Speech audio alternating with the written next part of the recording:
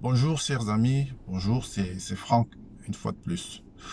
Aujourd'hui, je voudrais vous parler de la mort programmée du président Vladimir Poutine par les Occidentaux, c'est-à-dire les Américains et leurs chats domestiques et leurs chiens de compagnie, à savoir les Européens.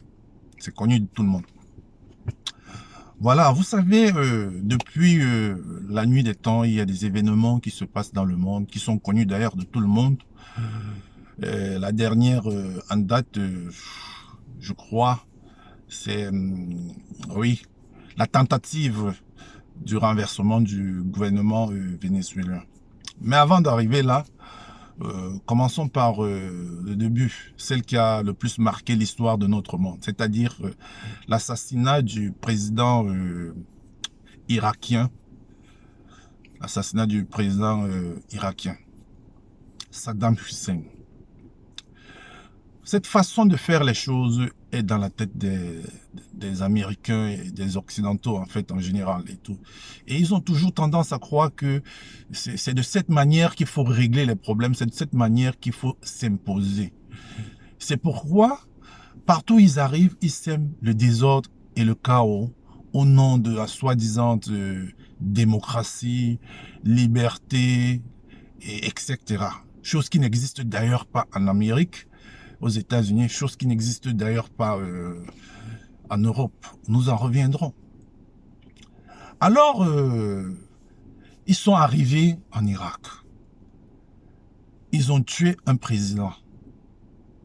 Et pour y avoir accès, ils se sont donné le droit à travers des mensonges.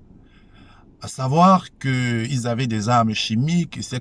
et tout, des laboratoires de ceci et cela. On a même vu Colin Powell aux Nations Unies brandir, je sais pas moi, un petit flacon avec je ne sais quoi à l'intérieur, disant que c'était des échantillons de, de débris d'armes chimiques qu'ils ont retrouvés là-bas. Et c'est ça qui leur donnait le droit et la raison d'y avoir accès et de tuer ce monsieur. Mais pour le tuer, il a failli qu'il fasse un carnage qui tue des civils, qui tue des gens, des militaires, des milliers et des milliers de personnes. Le monde ne s'en est pas indigné. Les États-Unis n'ont jamais été punis, ils n'ont jamais été sanctionnés, même avec leurs alliés occidentaux. Jamais on n'a vu une chose pareille. On n'a inquiété ni les États-Unis, ni leurs alliés. Chose encore curieuse, c'est que après qu'ils aient commis cela, ils se sont présentés et ont demandé des excuses, disant qu'ils se sont trompés. Mais jusqu'à là, le monde entier est resté calme, tranquille. Personne n'a dit mot. Comme si ces gens avaient le droit de faire cela, comme si ils avaient un droit absolu sur le reste du monde, le reste de la population mondiale. Comme si ils étaient des maîtres absolus de ce monde. Ils pouvaient aller et venir où ils voulaient, comme ils voulaient, et faire ce qu'ils veulent. Ils n'en sont pas restés là. La suite, on la connaît. Ils sont rentrés en Afghanistan, ils ont sémé la terreur. Le Yémen aujourd'hui, c'est la terreur.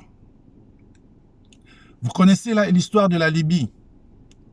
On entre un président qui s'est battu corps et âme depuis des années, à relever son pays, à redonner l'espoir à une population qui était marginalisée, à remonter l'économie de son pays.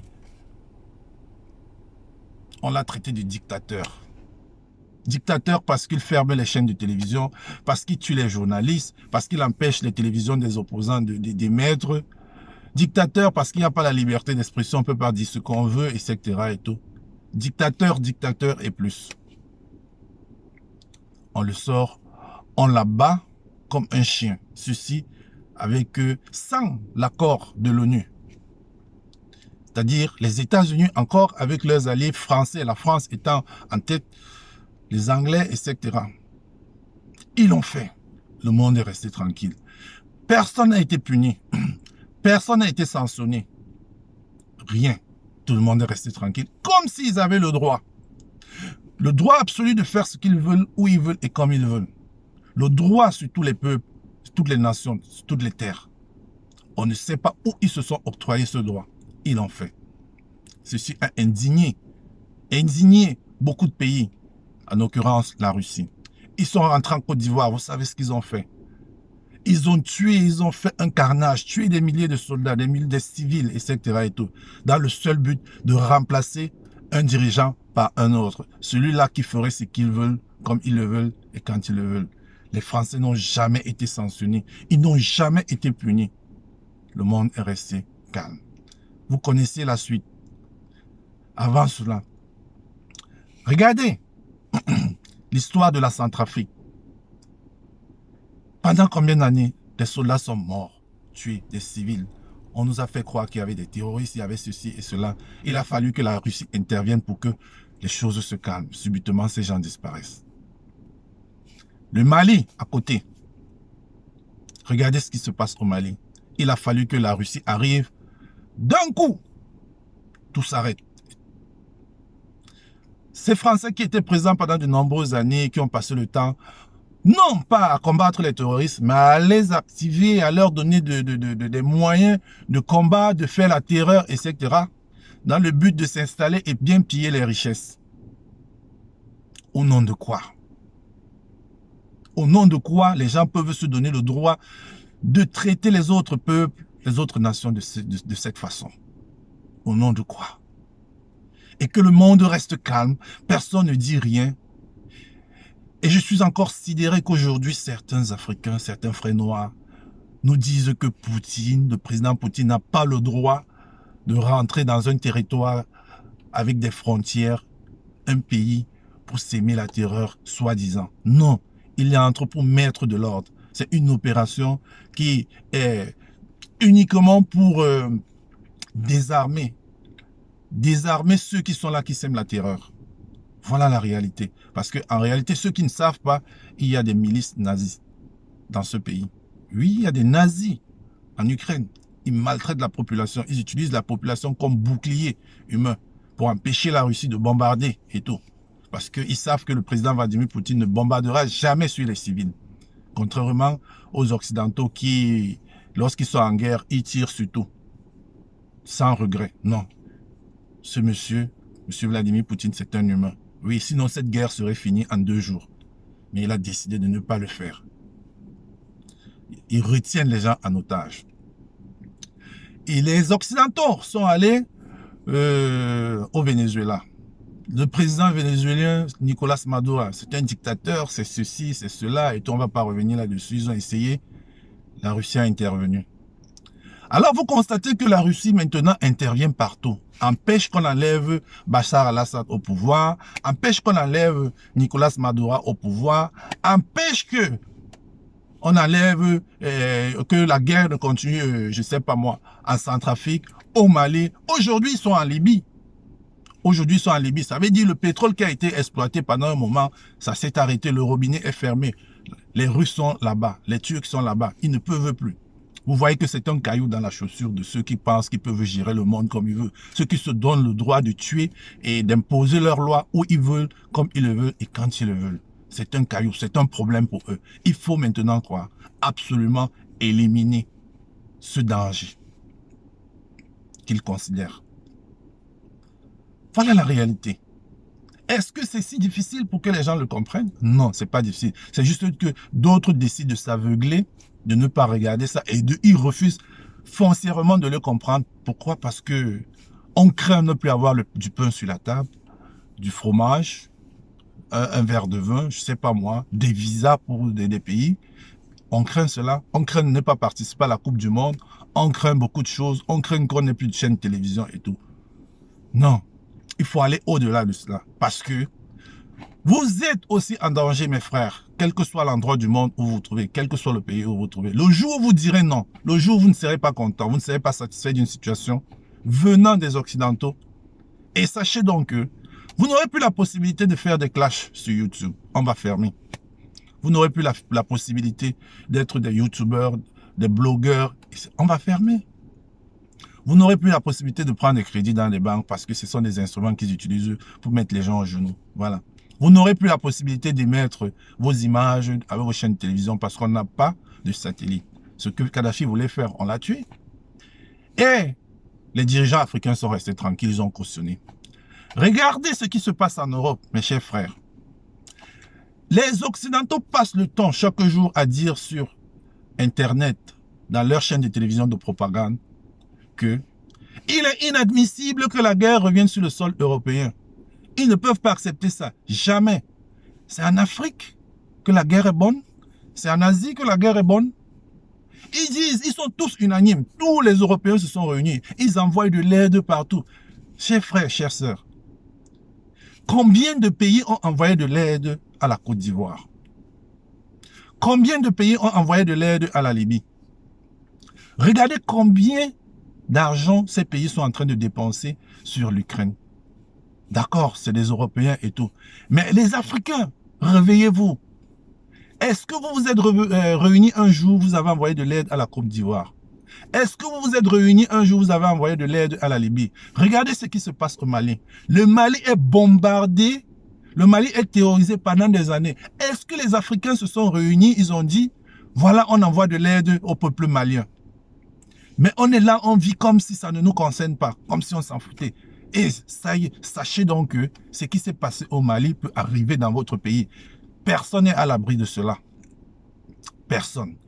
Il est grand temps qu'on se réunisse, nous, Africains, peuple africain, que nous soyons unis. Et que nous essayons de regarder vers la même direction. Que nous essayons de mettre des barrières, afin que les tentacules de l'ennemi ne nous atteignent pas. Oui, quand il y a un problème sur le sol africain, n'acceptons plus que les autres viennent imposer leurs lois, qui viennent nous dicter, qui viennent faire ce qu'ils veulent sur nos sols, piller nos richesses de cette manière. Il faut dire non à cela, chers frères africains. Regardez le comportement des Européens. Moi, j'apprécie, je les loue, j'apprécie beaucoup ce qu'ils font. Il y a des Africains qui sont coincés là-bas, qui se plaignent du racisme. Non, arrêtez de vous victimiser, chers frères africains. Parce que c'est à nous de prendre en charge nos frères. C'est à nous de prendre en charge. Arrêtons de croire que nous sommes toujours le mal. Les mal aimés. Arrêtons de croire que nous sommes toujours marginalisés. Parce que nous devons nous accorder de l'importance avant que les autres ne nous l'accordent. Si nous-mêmes nous nous méprisons, comment est-ce qu'ils vont nous respecter? Qu'est-ce que les Africains ont fait pour que ces ressortissants noirs africains qui se retrouvent en Ukraine sortent de là? Rien. Et nous sommes en train de rejeter le tort sur les Occidentaux, sur les Européens, disant qu'ils ont fait sortir leurs frères, etc. Ils ont privilégié. Et c'est normal. C'est normal. C'est normal qu'ils fassent sortir leurs frères. Il y a des ambassades africaines un peu partout autour. Mais qui s'est levé et a dit, voilà, faisons ceci et tout? Non. Est-ce que vous avez vu que des avions chinois, pour transporter les Chinois, ont transporté des Indiens? Vous n'êtes pas au courant? Eh bien, je vous informe. Les avions chinois ont transporté des Indiens. On a pris des Indiens là-bas pour les sortir de là. Vous voudrez que c'est quelqu'un d'autre qui fasse ça à votre place et que vous soyez respecté? Vous ne serez jamais respecté, chers frères. On ne va jamais nous respecter. Arrêtons de croire que c'est les autres qui doivent faire pour nous. Sortons de cette position-là. Oui, sortons de là. Le Mali est en train de souffrir aujourd'hui. Des sanctions s'abattent sur le Mali. Mais personne ne parle de ça. Personne ne voit comment est-ce qu'on peut faire pour les aider. Déjà sur le sol africain. Tout le monde a peur. Tout le monde a peur. Mais vous avez peur, demain ce sera votre tour. Ça, c'est la réalité. Ils ne vont pas vous respecter. Ce n'est pas parce que vous restez tranquille aujourd'hui que demain on ne vous fera pas cela. On vous fera bien la même chose. Quand il va falloir venir prendre du pétrole, du gaz, je ne sais pas moi et tout, vous ne serez jamais épargné. Vous allez souffrir peut-être doublement. Soyons unis. Ce n'est qu'ensemble qu'on peut combattre. Aujourd'hui, les Maliens ont banni la chaîne RFI, France 24 chez eux. Mais il faut dire bravo. Il faut dire bravo à ces gars. Parce qu'ils ont le courage. Ils ne privilégient pas le champagne, le caviar, je ne sais pas moi, les saumons sur la table. Non. C'est d'abord leur dignité. C'est leur dignité d'abord. Alors pour revenir au cas de la Russie, mes frères, tout ce qui se passe ailleurs, nos frères, les Occidentaux ont cru que, comme dans leurs films, parce qu'ils ont l'habitude, c'est d'ailleurs les grands réalisateurs, c'est les meilleurs au monde, les grands réalisateurs des États-Unis. C'est-à-dire, ils font des choses merveilleuses qui nous épatent.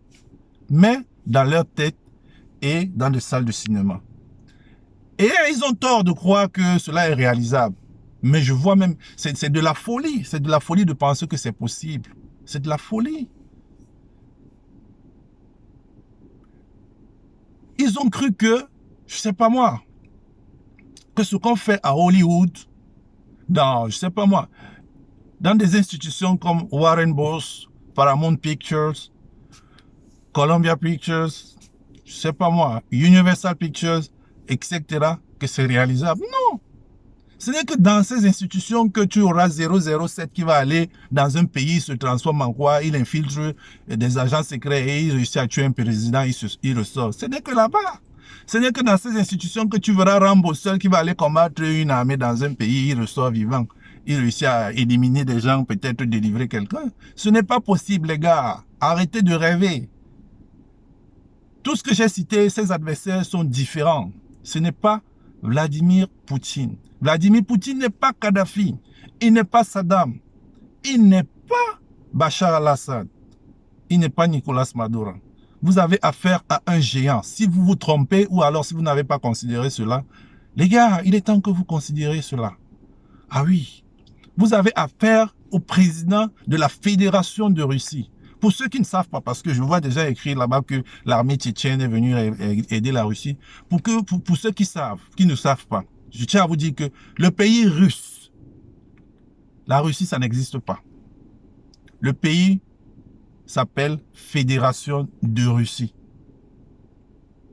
Parce que ce qui s'écrit un peu partout, la Russie, non, c'est la Fédération de Russie. Ce qui signifie un ensemble d'États fédérés, parmi lesquels on a l'État de Moscou et ses environs, on a l'État de la Tchétchénie, l'État de Daghestan, on a Yakoutie, on a beaucoup d'États. Kalmyk, etc. et tout. Ce sont des États, c'est un ensemble de petits États qui forment la Fédération de Russie. Pour mieux vous expliquer, au Nigeria voisin, on a un ensemble des États qui forment le Nigeria. Aux États-Unis, on a un ensemble d'États qui forment les États-Unis d'Amérique. Ceux qui ne savent pas, parce qu'il y a beaucoup qui disent là-bas sans le savoir. Bon, ça c'était juste une parenthèse. Alors pour revenir au cas échéant, Monsieur Vladimir Poutine, président de la Fédération de Russie, le plus grand pays du monde en termes de superficie, deuxième puissance militaire du monde, ça reste encore à voir, peut-être ils sont même premiers. Première puissance nucléaire du monde, chers frères, vous croyez quand même que vous pouvez entrer dans un pays comme celui-là et dire que vous allez infiltrer 007, James Bond ou qui que ce soit pour venir tuer le président Vladimir Poutine? Vous croyez que c'est possible? À qui est-ce que vous racontez des âneries et tout? Dire que c'est possible, il faut essayer. Non, non, c'est pas possible. Et je voudrais même vous rappeler que même si vous le tuez aujourd'hui, encore que ce n'est qu'un rêve, même si vous arrivez à le faire, vous n'aurez pas tué l'idéologie. Parce que ce que vous ignorez, c'est qu'il y a une idéologie en Russie. L'idéologie russe, c'est la Russie ensemble. La dignité, le respect des frontières, du droit, la raison, la morale. On ne marche pas sur eux, on ne leur impose rien du tout. Ils font ce qu'ils veulent, où ils veulent et comme ils le veulent. Mais ceci dans le respect du droit international, dans le respect de la raison, de la morale et tout le reste. Voilà la réalité. Si vous avez tué Vladimir Poutine aujourd'hui, vous n'avez pas tué ses idées. L'idéologie reste la même. Vous n'allez jamais envahir la Russie.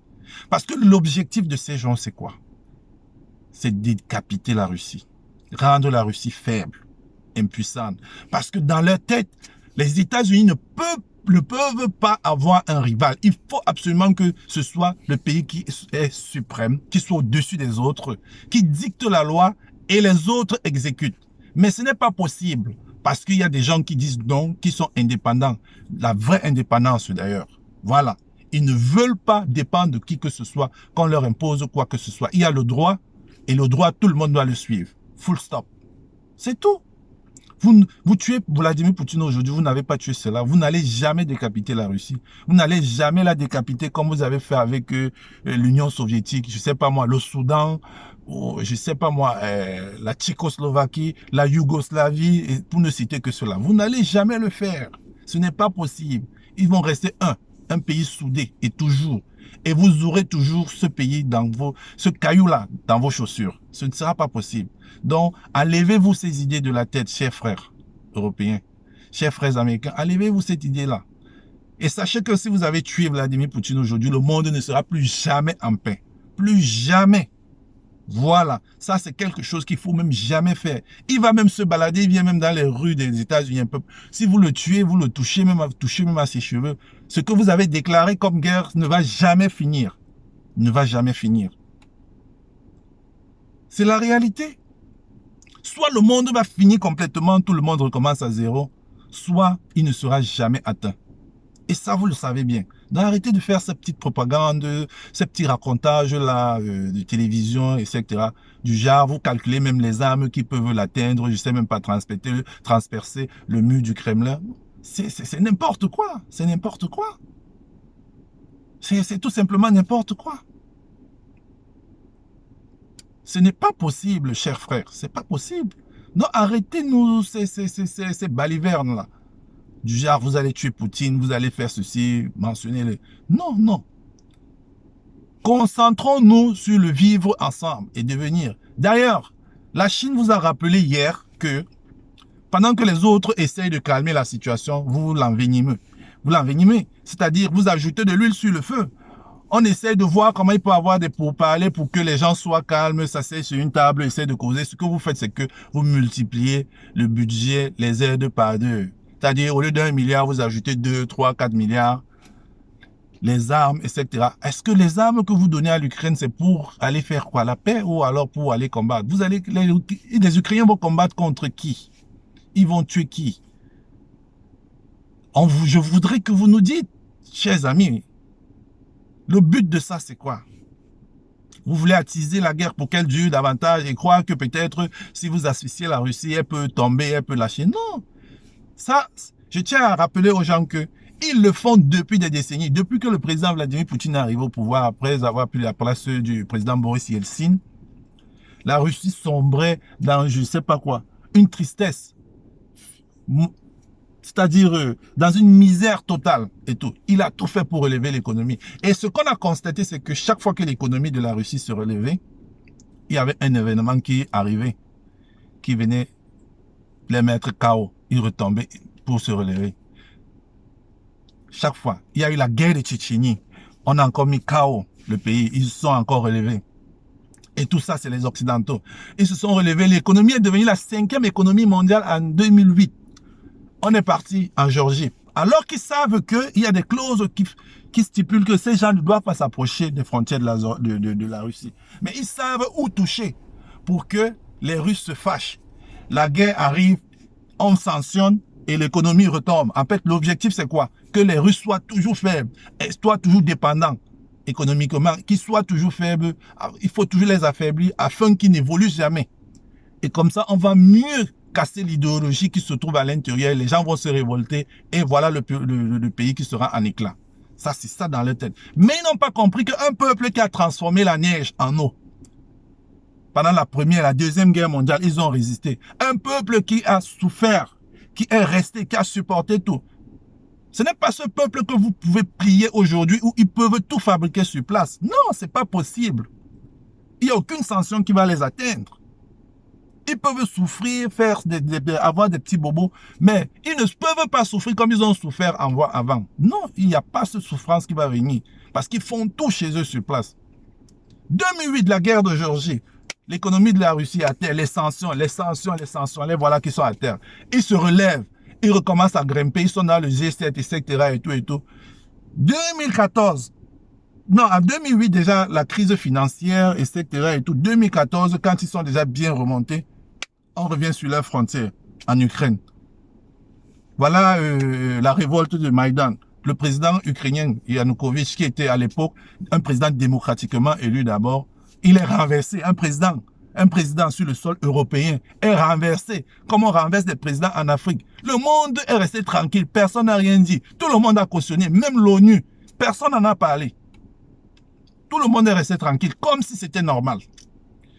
La seule raison qu'on nous donne, c'est que ils étaient pro-russes et les Ukrainiens n'aimaient pas. Donc aujourd'hui, on peut voter un président en Europe et il fait quelque chose que le peuple n'aime pas. C'est-à-dire, il prend une position que le peuple n'aime pas. On décide qu'il doit partir. On vient seulement, on casse les choses, on tue les gens et le président part. Et tout le monde cautionne ça. Et tout le monde cautionne ça. Il est parti. Maintenant, l'autre président qui vient, Poroshenko, il vient, on organise des élections, mais on dit que toute la partie de l'Ukraine de l'Est, c'est-à-dire tous ceux qui parlent russe en Ukraine, là, ils ne voteront pas. Donc, ils n'ont pas participé au vote. C'est-à-dire que dans leur tête, ils savent déjà que cette partie-là, c'est-à-dire qu'ils considèrent plus cette partie-là comme faisant partie de leur territoire. Vous organisez un vote et vous dites que la moitié d'un pays ne participe pas au vote et vous revenez demain dire que c'est votre terre, ce sont vos gens. C'est pas possible. Voilà maintenant que la Russie aide ces gens à se relever. Les sanctions, l'économie encore à terre et tout. Chaos.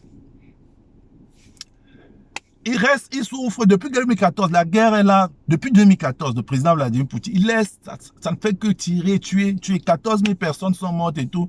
Jusqu'à ce qu'en 2022, ils disent non. Le président ukrainien déclare, c'est une déclaration même très forte de guerre, parce qu'on lui dit de dire ceci, parce qu'ils ont tout fait pour pousser Vladimir Poutine à la guerre. Ils disent non, qu'il faut qu'il entre à l'Union européenne et qu'il signe les accords avec l'OTAN. Alors qu'ils ont signé les accords pour que ce pays n'entre jamais dans les pays comme l'OTAN et tout. Et puis c'était la ligne rouge. Ils le savaient parce qu'eux-mêmes ils le disent même. Même 10 ans avant, ils l'ont dit. Ils ont dit que ça c'était la ligne rouge, ils ne pouvaient pas le faire. Ils l'ont fait, c'était une provocation. Vladimir Poutine, il ne pouvait pas laisser, ça c'est son honneur et tout. On ne peut pas venir installer les bases militaires de l'OTAN et des États-Unis sur ses frontières. Il ne va jamais accepter ça. Ça tout le monde le sait et tout le monde le savait, c'est pour ça qu'ils ont fait. Pour que la réaction soit ainsi et qu'on profite, on sanctionne encore. Ils ont profité, ils se sont mis à sanctionner, l'économie est encore en train d'avoir des problèmes et tout. Non, sachez que mes amis, chaque fois que la Russie se lève, on sanctionne, ils tombent. Chaque fois qu'ils se lèvent et tout. Bon, ils se relèvent toujours parce qu'ils ont tout. Ils peuvent tout faire sur place. Mais maintenant, ça va se passer autrement parce que ces institutions qui mettent la Russie à genoux, eux-mêmes, ils sont en train d'enlever la Russie de ces institutions et la Russie dit tout simplement merci.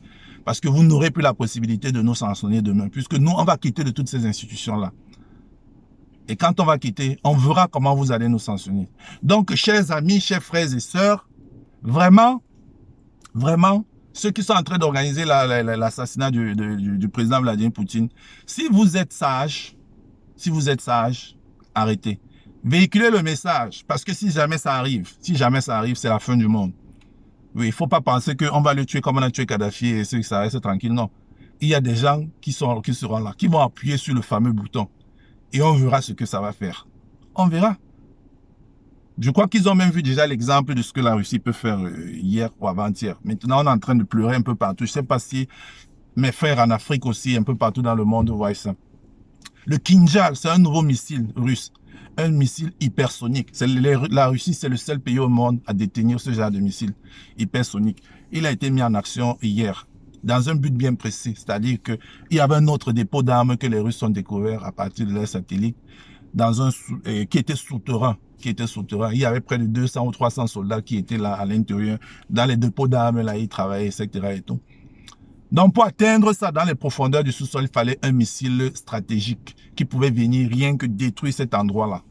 Et vous allez voir qu'il y a 3 bâtiments qui sont côte à côte, pour ceux qui ont eu l'occasion de regarder la vidéo.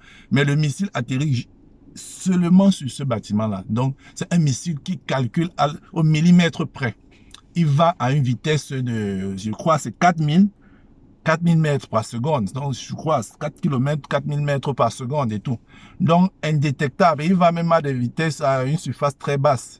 Il ne va pas très haut. Donc, il est presque indétectable par le système anti-aérien, etc. et tout. C'est grave. Eux-mêmes, ils ont dit que ce missile, personne ne peut l'arrêter. Il a été conçu uniquement pour les bateaux et les de guerre américains qui sont sur la flotte marine.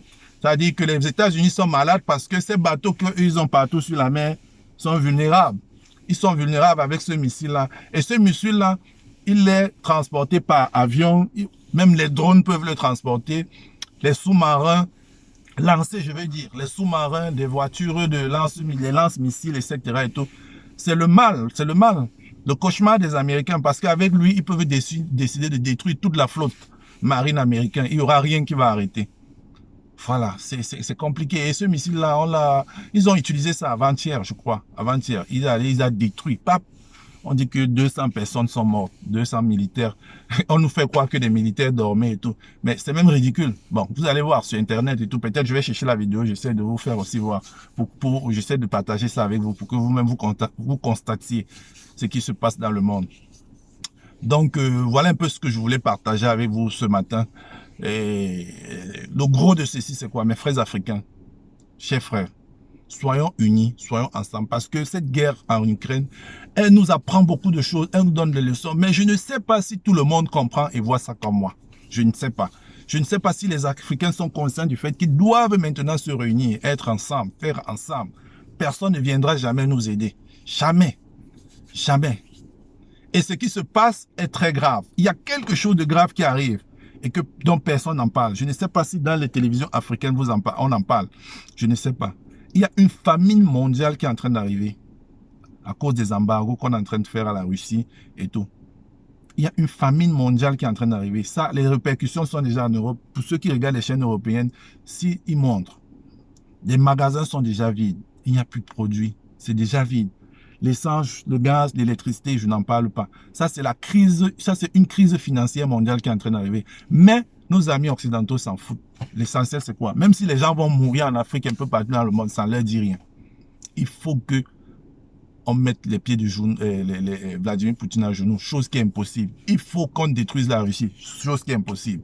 Même si c'est que les gens doivent mourir en Ukraine, que toute la population ukrainienne doit mourir, ils vont vouloir toujours insister. Même si c'est que le reste du monde doit mourir de faim, ils vont toujours insister. Même si c'est que la population européenne va mourir, ils vont toujours insister. Alors qu'ils savent pertinemment que ce n'est pas possible. Ils sont prêts à tout, à sacrifier le reste du monde, juste pour que les États-Unis soient leaders du monde. Ils restent au-dessus et que leurs chats domestiques et leurs chiens de compagnie suivent. Mais j'espère que nous, peuple africain, nous ne ferons pas partie de ça. Je l'espère fortement, vivement. Soyons tous conscients. Nous sommes très intelligents. Nous sommes plus intelligents que ça. Et je compte sur vous pour partager la vidéo. Partagez-la massivement. L'objectif ici, c'est de véhiculer le message. C'est que tout le monde soit averti. Je sais que tout le monde le sait. Beaucoup le savent et tout. Mais il faut toujours attirer l'attention des gens sur le fait que le danger même arrive. Le danger, ce n'est pas cette guerre-là. Ces gens qu'on tue. Parce qu'il y a plusieurs façons de tuer. Si tu enfermes quelqu'un, tu le laisses affamer plusieurs jours, etc. C'est une autre façon de le tuer. Oui, c'est une autre façon de le tuer. Et c'est ce qui arrive. Ça va arriver bientôt. Bientôt, vous allez commencer aussi à voir des manquements dans les magasins, des choses qui ne viennent plus, qui ne sont plus à la portée des gens, etc. Et là, les gens vont commencer à comprendre que quelque chose de dangereux arrive. Quelque chose de plus dangereux que les armes arrive. Voilà. Voilà ce sur quoi nous devons nous attarder aujourd'hui. Il faudrait que les Africains se réunissent, qu'ils essaient de parler, de voir comment ils peuvent contrer cela. On a des matières premières, on a des choses, on a des produits chez nous qui sont nos propres produits. Il faut déjà voir comment on va faire s'organiser en Afrique pour que cette grande famine, cette grande crise qui arrive ne terrorise pas la population africaine. Les Serbes ont déjà dit qu'ils ne vendent plus leurs céréales. Beaucoup de pays disent qu'ils ne vendent plus. L'Algérie a dit là-bas que leurs produits qu'ils fabriquent sur place, céréales, etc., même ce qu'ils importent, ils ne font plus, ils ne revendent plus. Il faudrait que les Africains ne dorment pas. Parce que, à la fin, nous risquerons encore être les derniers de la classe. Nous risquerons encore être ceux qui vont se plaindre, ceux qui auront le plus besoin d'aide. Parce que nous ne sommes jamais avisés. On ne veut jamais être s'aviser. Et on ne veut jamais aller au-devant de la scène. Marquons aussi le pas en avant. Anticipons. Anticipons. Ne restons pas cloués sur nos chaises, peut-être parce que tu as le macabo, le manioc aujourd'hui, un tomate. Bientôt, tu n'auras même pas de l'essence pour transporter ce macabo et cette essence.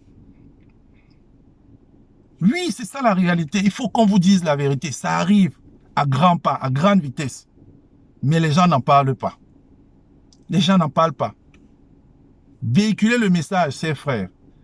Si cette chose est déjà ici en Europe, partout dans le monde, aux États-Unis, etc. et tout, les gars, les Algériens ont dit quelque chose de très dangereux dernièrement. Ils ne vendent plus, ils ne sortent plus leurs produits parce qu'ils voient ce qui arrive. Les Égyptiens l'ont dit. Chers frères africains, ne restez pas calmes. Ne restez pas calmes et croire que tout va bien, tout ira bien. Non, les choses vont de mal en pire. Les choses vont de mal en pire. Et nous risquerons d'être ceux qui vont le plus souffrir, oui. Ça, c'est la réalité. On ne vous le dit pas, mais c'est la réalité.